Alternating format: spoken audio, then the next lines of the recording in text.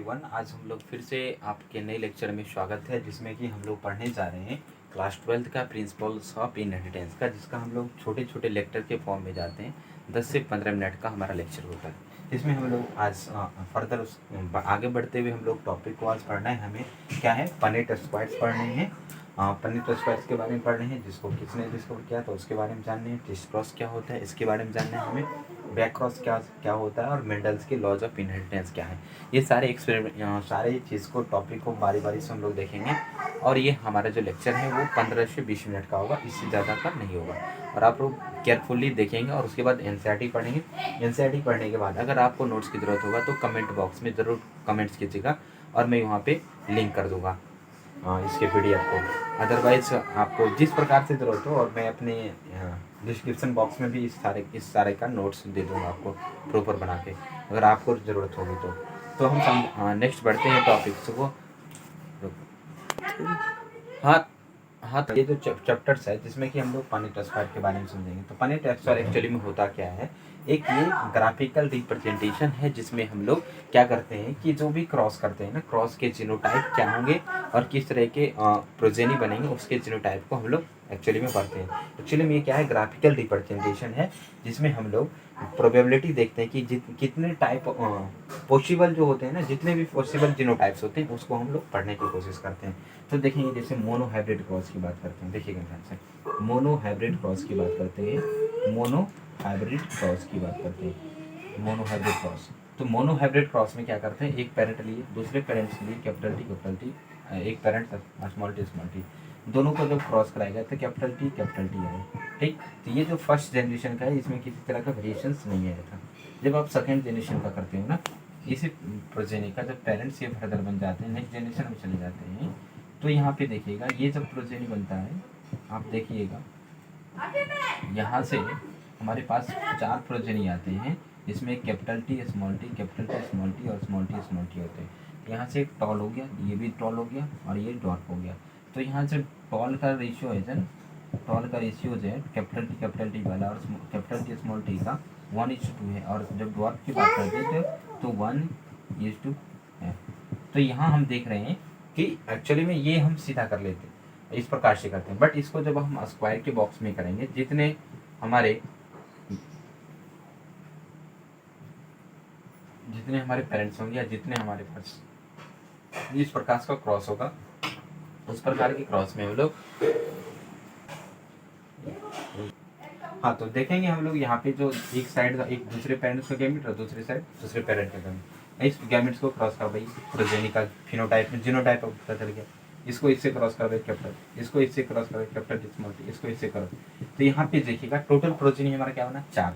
तब इसकी रेशियो की बात करें तो कैपिटल टी की रेशियो की बात करें तो हमारा क्या आ जाएगा, 1/4 आ जाएगा, इसका possible.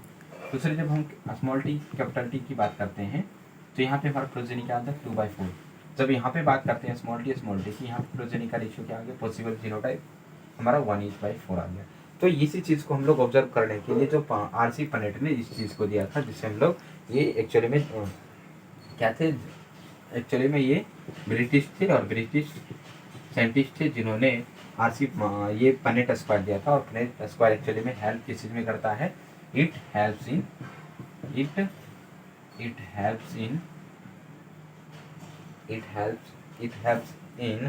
recognition of it helps in calculation of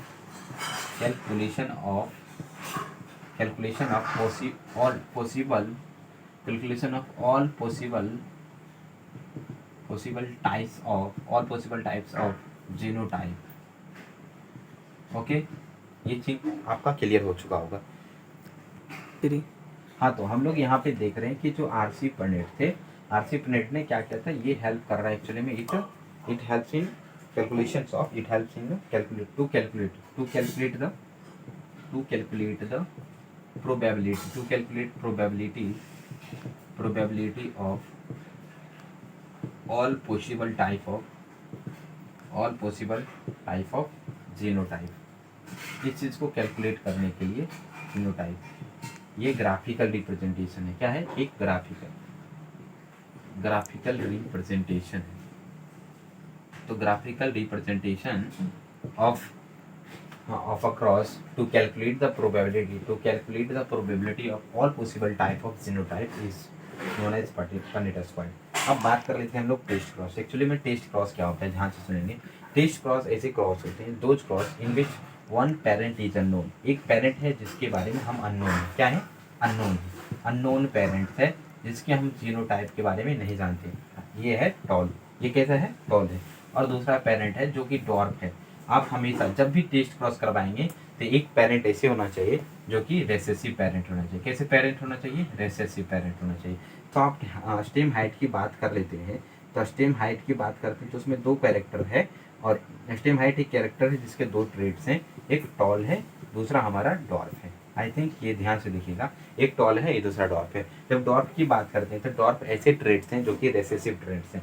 तो हमें क्या करना है, एक पेरेंट रेसेसिव होना चाहिए, एक पेरेंट कैसे होना चाहिए? रेसेसिव पेरेंट होना चाहिए, और दूसरे अननोन पेरेंट हैं। दूसरे पेरेंट कैसे हैं? अननोन पेरेंट्स हैं। इस दोनों के बीच हमें क्रॉस करना होता है। क्रॉस करने के बाद जो प्रोजेनी का जीनोटाइप आया उसके बिहाफ पे हम देखने की कोशिश करते हैं। अगर यहाँ पे प्रोजेनी का जो जीनोटाइप आया और वो टॉल है, अगर जीनोटाइप क्या आया बच्चे बड़े, जीनोटाइप क्या आया? Capital T small T. यहाँ से हम ये अंदाजा लगा सकते हैं कि इस पेरेंट्स का जो भी पेरेंट्स है ये डिप्लॉयड रहा होगा, डिप्लॉयड हुआ रहा होगा तो इसका गैमेट क्या रहा होगा? Capital T, capital T.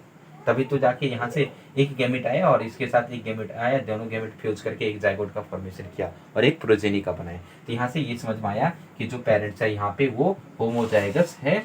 कैसा है? Homozygous, capital T, homozygous tall है। और अगर यहाँ पे ध्यान सुनिएगा, अगर अननोन पेरेंट्स है, अननोन पेरेंट्स है और दूसरा क्रॉस हमारा क्या है? कैपिटल टी है। और हमेशा हमेशा टेस्ट क्रॉस में क्या होता है? एक पेरेंट्स रिसेसिव रहना है, तो रिसेसिव पेरेंट के पास स्मॉल टी ले लिए। यहाँ पर मुझे नहीं पता है जो अननोन पेरेंट्स है उसके जीनोटाइप क्या है, तो उस जीनोटाइप को फाइंड करने के लिए ही हम टेस्ट क्रॉस करते हैं। तो इस क्रॉस करवाए, क्रॉस करने के बाद अगर प्रोजेनी क्या क्या है? Capital T, capital T, capital T, small T, small T और स्मॉल टी, इस तरह का हमारे पास अगर रेशियो आया बच्चे का जीनोटाइप का, अगर रेशियो इस प्रकार आया तो हम यहाँ से अंदाजा लगा सकते हैं कि यहाँ पे क्या रहा होगा? एक कैपिटल टी रहा होगा, दूसरा हमारा स्मॉल टी रहा होगा।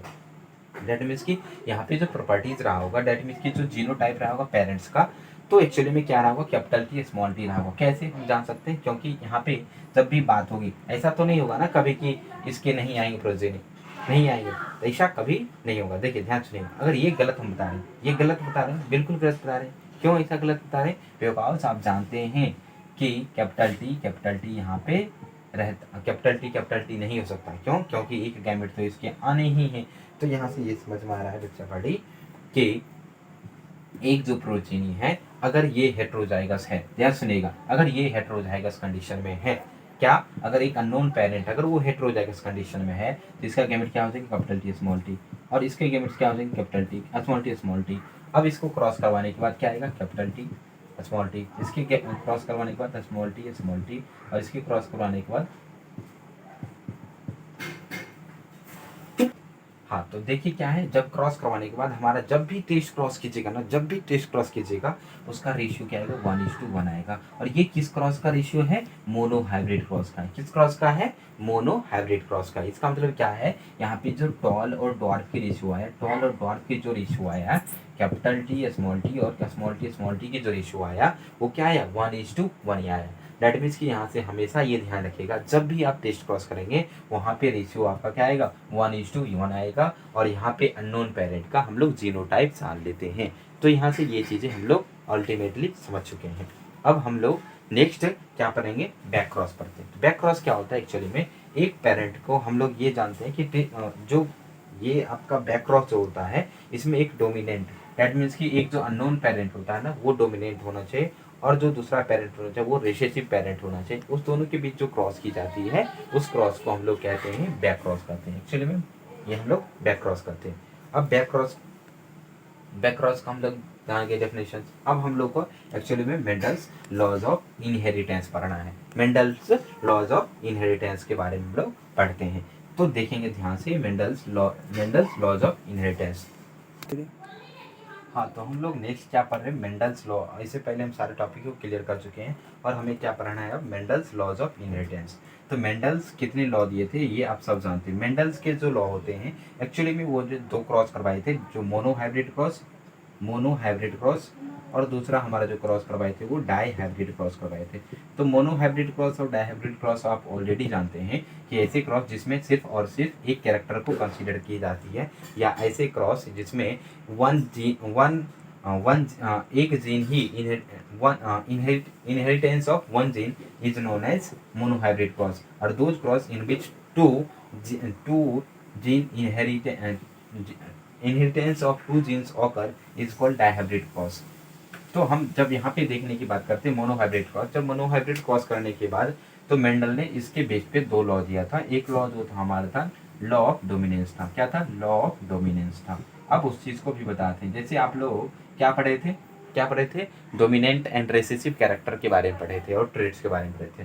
फर्दर हम इसके बारे में जानते हैं कि मोनोहाइब्रिड क्रॉस के बेस पे मेंडल्स ने दो लॉज दिए थे, लॉज ऑफ इनहेरिटेंस, जिसमें कि लॉ ऑफ डोमिनेंस बोला गया था और दूसरा लॉ ऑफ सेग्रीगेशन बोला गया। क्या बोले? Law of segregation. क्या बोले? Law of segregation, law of segregation.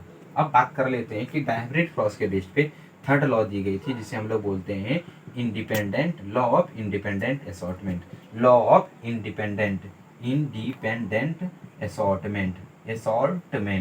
ध्यान से सुनेंगे, प्रॉपरली सुनेंगे। अब हम लोग इस चीज को बेसिकली अब पढ़ने की कोशिश करते हैं कि लॉ ऑफ डोमिनेंस क्या होता है। आप सबको ही जानते हैं कि जो जीन होता है हमारे पास, वो जीन हमारा क्या होता है? पेयर में प्रेजेंट होता है। किस में प्रेजेंट होता है? पेयर में। इसके जो एलील होते हैं बच्चा पार्टी, ये एलील क्या होते हैं? पेयर में प्रेजेंट होते हैं। तो हम जब बात करते हैं कि जीन हमारा किस में प्रेजेंट होता है? पेयर में। और इसमें इसी पेयर में से एक पेयर जो अल्टरनेट फॉर्म है, जो अल्टरनेटिव फॉर्म है, उस दोनों में से कोई एक, जब भी आप लॉ ऑफ डोमिनेंस की बात करते हैं तो एक पेयर ऑफ ट्रेड्स, जो पेयर ऑफ जीन एक साथ रहते हैं, वो उस एक कैरेक्टर को कंट्रोल करते हैं। उसमें से एक जो जीन होती है, एक दूसरे को क्या करती है? डोमिनेट करती है, दूसरे के ऊपर ओवरकम करती है। दैट मीन्स कि वो अपनी प्रॉपर्टी को एक्सप्रेस कर पाती है और दूसरे के प्रॉपर्टी को एक्सप्रेस करनी नहीं। दैट मीन्स कि उसके प्रॉपर्टीज को या एक्सप्रेशंस को वो मास्क कर लेती है। इसलिए हम बोलते हैं कि लॉ ऑफ डोमिनेंस में क्या बोलते हैं? Law of dominance states that law of dominance states that the characters are controlled by gene which present या which occur in a pair from when two alternate forms of a trait or character or gene are present in a organism, only one factor, that means कि only one gene are dominant over the other। that means कि एक के ऊपर दूसरा ही अपने character को express कर पाता है और अदर के कैरेक्टर को एक्सप्रेस करने नहीं देता। that means कि उसके कैरेक्टर को मास्क कर ली जाती है। तो यहाँ से क्या समझ रहे हैं हम लोग? ध्यान से सुनेंगे कि लॉ ऑफ डोमिनेंस में क्या जान रहे हैं कि लॉ ऑफ डोमिनेंस में हम लोग यही बता रहे हैं। ध्यान से सुनेंगे, लॉ ऑफ डोमिनेंस क्या बता रहे हैं?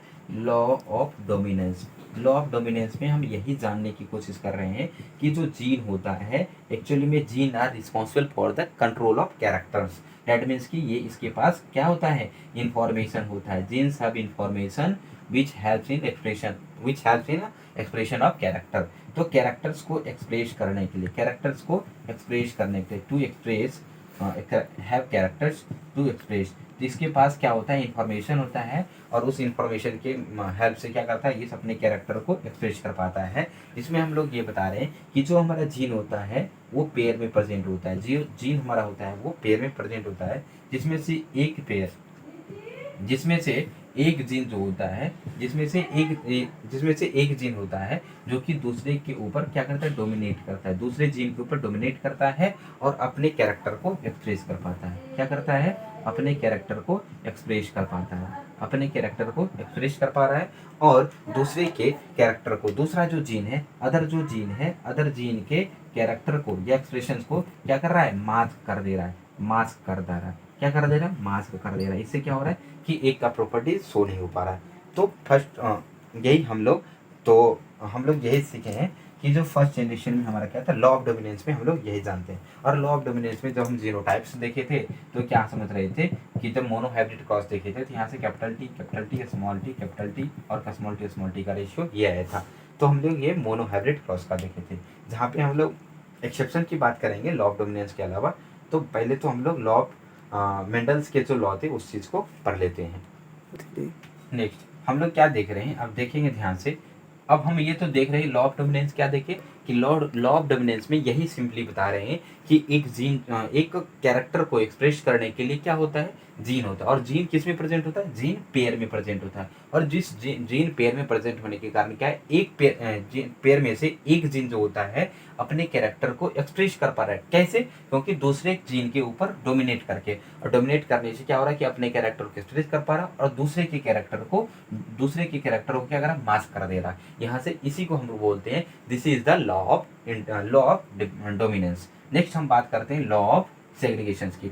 आप सब कोई जानते हैं कि हमारे जो गैमेट्स होते हैं, वो पेयर में प्रेजेंट होते हैं। दैट मीन्स कि हमारे जो जीन होते हैं वो किस में प्रेजेंट होते हैं, हमारे जो जीन होते हैं वो पेयर में प्रेजेंट होते हैं। जब भी ये गैमेट, ध्यान सुनिएगा, जब भी ये जो जीन होते हैं जब भी किसी प्रकार के क्रॉसिंग करने से पहले, हाँ, तो हम लोग क्या देख रहे हैं कि लॉ ऑफ सेग्रीगेशन देख रहे हैं। तो लॉ ऑफ सेग्रीगेशन में क्या बताया कि बच्चा पार्टी जो हमारा जीन होता है, जीन किस में प्रेजेंट होता है, जीन पेयर में प्रेजेंट होता है। जब ये गैमेट बनेगा, दो तरह के गैमेट बनेगा, और दो तरह के गैमेट दो गैमेट बनेंगे, तो दो गैमेट में कौन सा जीन इसमें जाएगा और कौन सा जीन इसमें जाएगा, ये एक दूसरे के ऊपर क्या होता है, ये एक दूसरे से इंडिपेंडेंट रहते हैं, और ये सेग्रीगेट इंडिपेंडेंटली करते हैं, और ये किसी तरह का ब्लेंडिंग शो नहीं करते हैं। इसका मतलब ये बोले ब्लेंडिंग शो, ये मिक्सिंग नहीं होता है।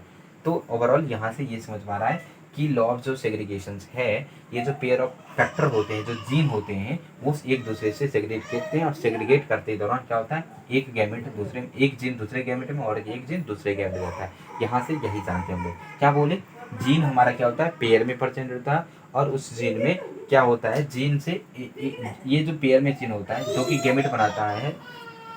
चलो कर दो। हाँ, तो हम लोग क्या बताए कि ये जो होता है कि जीन जो हमारा प्रेजेंट होता है वो पेयर में प्रेजेंट होता है, और जब गैमेट बनता है तो ये जो पेयर होता है एक दूसरे से अलग होते हैं। एक क्या होता है, एक दूसरे में जाता है और एक दूसरे गैमेट में जाता है। बस यही बताया गया लॉ ऑफ सेग्रीगेशन में। कि आप अगर स्टेटमेंट में बात करना चाहते हैं लॉ ऑफ सेग्रीगेशन की, तो इसको एक्चुअली में हम लॉ ऑफ सेग्रीगेशन को हम लोग लॉ ऑफ प्योरिटी बोलते हैं। लॉ ऑफ क्या बोलते हैं, लॉ ऑफ प्योरिटी भी बोलते हैं। लॉ ऑफ प्योरिटी क्यों बोल रहे हैं बच्चा पार्टी, क्योंकि इसमें ये बता रहे हैं कि पेयर ऑफ जो जीन होते हैं वो सेग्रीगेट करने के बाद अलग होते हैं, सेपरेट होने के कारण एक दूसरे गैमेट में जाता है और एक दूसरे में जाता है। यहाँ से यही जानते हैं, इसलिए हम बोलते हैं लॉ ऑफ प्योरिटी। अब बात कर लेते हैं इसके लॉ ऑफ जो सेग्रीगेशन है, इसके किसी तरह का एक्सेप्शन नहीं है। क्या बोलते हैं, लॉ ऑफ सेग्रीगेशन के किसी प्रकार के no exception of law of segregation. But आप जब लॉ ऑफ डोमिनेंस पढ़ोगे, लॉ ऑफ डोमिनेंस का जो एक्सेप्शन है, दैट मीन्स कि इसके अलावा जो फॉलो होती, इसके अलावा जो भी लॉ ऑफ डोमिनेंस के अलावा जो भी एक्सप्रेशन होती है, उसमें हम इनकम्प्लीट डोमिनेंस पढ़ते हैं। इनकम्प्लीट डोमिनेंस क्या पढ़ते हैं, कंप्लीट डोमिनेंस, और दूसरा पढ़ते हैं कोडोमिनेंस। क्या पढ़ते हैं, कोडोमिनेंस। इनकम्प्लीट डोमिनेंस और दूसरा पढ़ते हैं कोडोमिनेंस। तो हम इस एक्सेप्शन को या हम डेविएशंस बोलते हैं कि लॉ ऑफ डोमिनेंस का डेविएशंस क्या है, लॉ ऑफ सेग्रीगेशन का डेविएशंस क्या है। तो आप देखेंगे ध्यान से कि लॉ ऑफ डोमिनेंस का क्या है, दो डेविएशंस है, इनकम्प्लीट डोमिनेंस, दूसरा codominance. But law of segregation का आपको किसी प्रकार का एक्सेप्शन नहीं मिलेगा। अब हम बात कर लेते हैं बच्चा party law of independent assortment. तेरी चालू कर। हाँ, तो हम यहाँ ध्यान से देखेंगे, एक यहाँ पे क्या है, एक पेयर ऑफ कैरेक्टर है। देखिए एक कैरेक्टर ये, एक कैरेक्टर है, दूसरा हमारा कैरेक्टर ये हो सकता है। देखिए ये क्या है, येलो राउंड है। क्या है, येलो राउंड कैरेक्टर है। यहाँ पे क्या कैरेक्टर है हमारे पास, ग्रीन और रिंकल्ड।